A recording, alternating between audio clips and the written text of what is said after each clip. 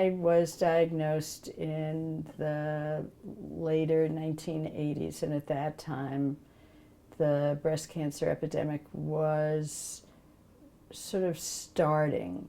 And being a physician reliant on referrals for patients, I was very secretive about having breast cancer. My children were quite young. It was really very scary. And I was concerned if people learned about it that I would never get any more referrals. And then I bumped into Ellen Parker and Amy Present. Amy and Ellen encouraged me to stop hiding and to come out and to meet at a rally for the Mass Breast Cancer Coalition. At that rally, Ellen and Amy arranged to chalk in a space on the City Hall Plaza at Government Center to chalk in the form of the state of Massachusetts. And they asked everybody with breast cancer to come wearing a black t-shirt. And then they asked everybody who had had breast cancer to come down out of the stands around this chalked in form. And it was a shocking, amazing, empowering experience for me, because women of all ages came down in black t-shirts. People I didn't know, we all stood together, overly filled this massive, massive space that was supposed to represent the state of Massachusetts. And we all were looking at each other. Most of us didn't know each other, tears in our eyes. And it was overwhelming for me. And I literally went from hiding out about it to practically screaming, "This is too much. There are too many. We don't know why this is happening." It became so clear that the issue wasn't simply looking for a cure. The issue was prevention.